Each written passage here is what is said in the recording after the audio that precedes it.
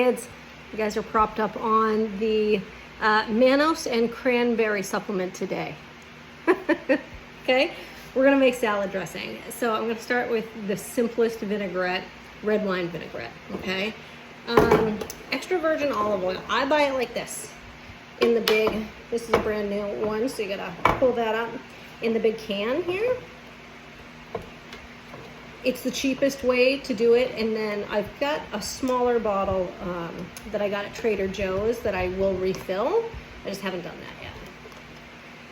And then you pull this, got it. I got the shakes, you guys, because I had to take my inhaler. In New Hampshire today, there is wildfire smoke. And so the breathing quality, like the air quality for your breathing is really not great. I got a touch of asthma. I only use my inhaler maybe 2 or 3 times a year in like allergy season. I used to use it every day before I quit smoking, like 12 years ago or whatever it was. So quit smoking.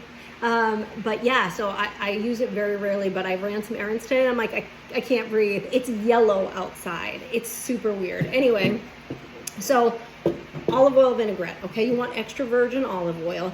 If you don't like the bitter taste of olive oil, which some people don't, they find it bitter, then just get regular olive oil. Don't use canola oil, it's garbage, but you could use avocado oil if you want a flavorless oil, okay? The avocado oil is essentially flavorless. Okay, so what you're gonna do is a 2-to-1 ratio, all right? Hey, Tommy.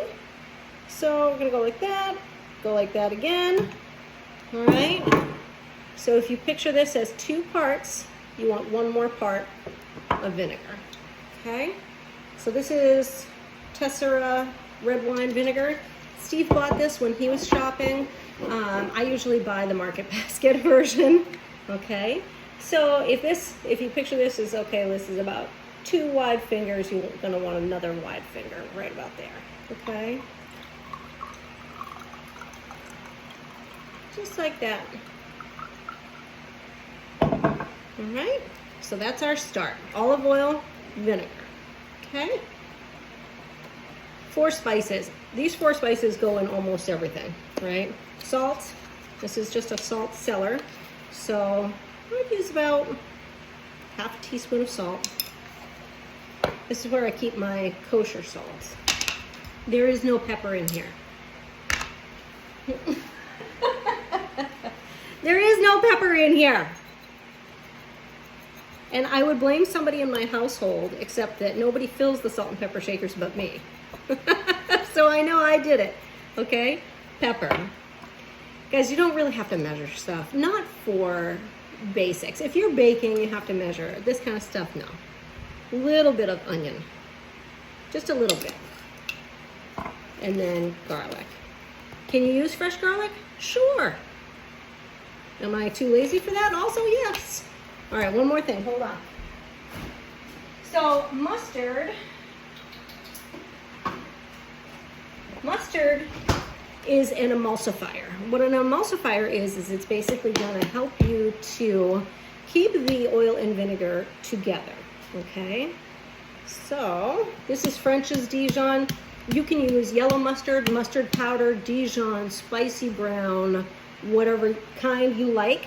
If you don't like mustard, I don't want you to worry about it too much because you really can't taste it. It's really a texture thing, okay?